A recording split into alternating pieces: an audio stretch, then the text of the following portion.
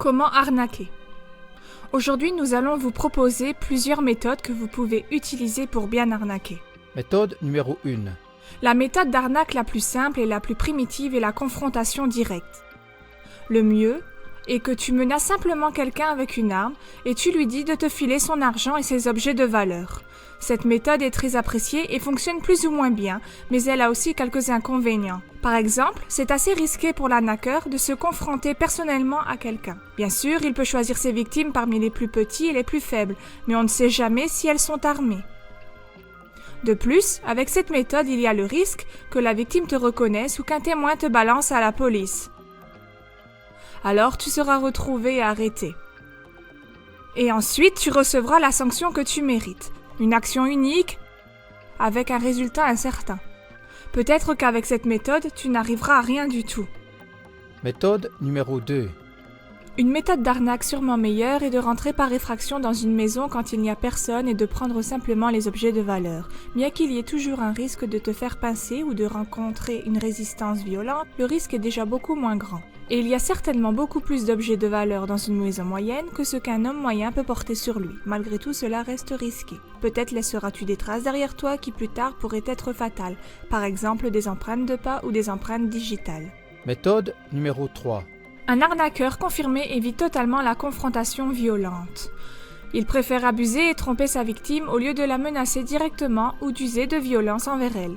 Par exemple en appelant de vieilles dames et en les amenant à te donner leur numéro de carte de crédit, ou bien tu crées une vente par correspondance, tu réclames un acompte et tu disparais tout simplement avec l'argent. Le risque personnel, qui est avant tout le risque de te faire attaquer par ta victime, est nettement moindre.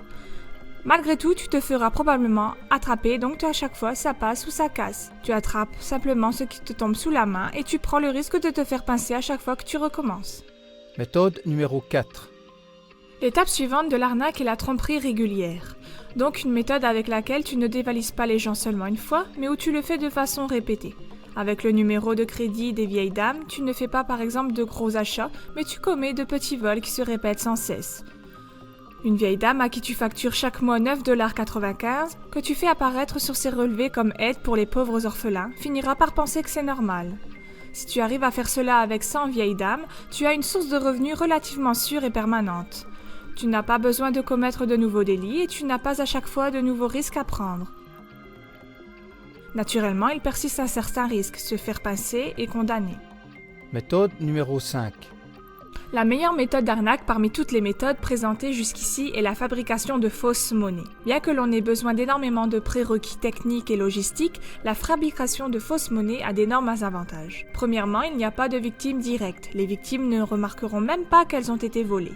Si tu fabriques de la fausse monnaie, c'est en fait un vol envers toute personne qui utilise la monnaie.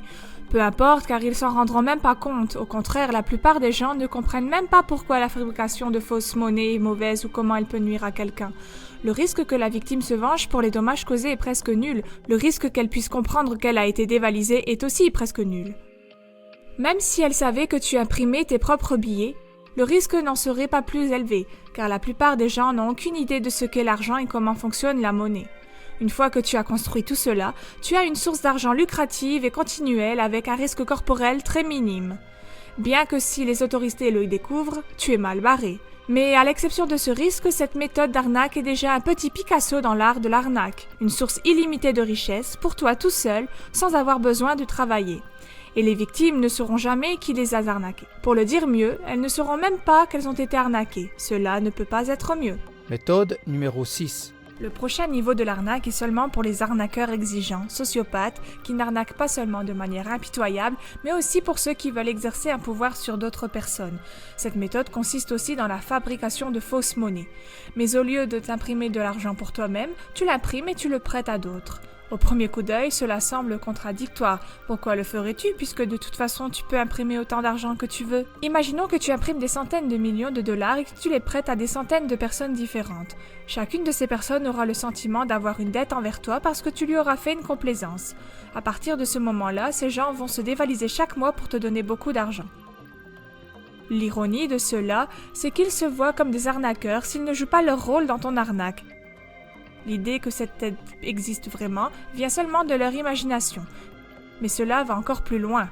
Tu dois prêter toujours plus de ta fausse monnaie jusqu'à ce que tu sois sûr que beaucoup de tes débiteurs ne peuvent plus te rembourser. Pourquoi ? C'est très simple. Quand les gens seront fauchés à cause de leurs fausses dettes, tu pourras ouvertement et sans problème prendre leurs maisons, leurs voitures et leurs autres propriétés, par des ventes aux enchères. Et ils se sentiront mal, comme s'ils étaient les méchants, parce qu'ils ne peuvent plus payer leur remboursement. Tu peux donc très ouvertement leur voler tout ce qu'ils ont, et en même temps, ils s'excuseront encore auprès de toi de ne pas pouvoir t'en donner plus, car ils seront honteux. Cela ne pourrait aller mieux. Et plus tu voles avec cette méthode, mieux tu pourras continuer à augmenter cette escroquerie. Il n'y a vraiment pas de limite. Si tout fonctionne bien, tu peux faire en sorte que presque chacun sur cette terre ressente qu'il est endetté envers toi. Et si tous font faillite, la terre entière t'appartiendra. Et la plupart de tes milliards de victimes n'auront aucune idée de ce qui s'est passé. Et ils te serviront comme de pauvres esclaves avec lesquels tu pourras faire ce que tu veux.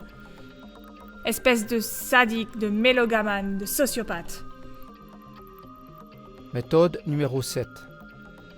La méthode numéro 6 est déjà si excellente qu'il n'existe qu'un chemin pour la perfectionner encore plus. Le seul risque est que les administrés dévoilent tes plans et te coincent avant que tu ne puisses te rendre, avec ta fortune mal acquise, dans un pays qui n'a pas de convention d'extradition avec ton pays. Et pour supprimer ce risque, il ne te reste plus qu'à faire le dernier pas dans la méthode numéro 7 en achetant les politiciens afin qu'ils légalisent ton délit.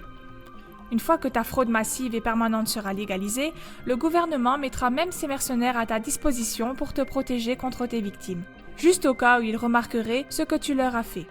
Et si cela arrive, tu seras le plus grand anarcheur du monde. Mais, malheureusement, tu n'y arriveras pas. Jamais tu ne seras le super arnaqueur à qui tout appartiendra à la fin. Et pourquoi pas ? Parce qu'il y a déjà quelqu'un qui y est arrivé. Aux États-Unis, cela se nomme la Federal Reserve. Elle possède le Congrès qui a légalisé sa fraude en 1913. Et depuis lors, sous le couvert politique du système de réserve minimale, un nom comique pour une falsification d'argent légalisée, elle a volé tellement d'argent aux gens que tu peux à peine l'imaginer. Ce délit est tellement parfait que la Réserve fédérale peut directement commencer, aux yeux du grand public, à révéler les particularités de sa méthode. Il en est toujours ainsi, la majorité des victimes n'a aucune idée de ce qui se passe. La plupart d'entre elles n'a même pas remarqué que quelque chose de grave s'est passé. Mais si quelque chose de cette brochure ou de la vidéo qui l'accompagne se répand et que les victimes de cette énorme tromperie commencent à comprendre ce qui leur a été fait, alors nous allons voir ce qui va se passer.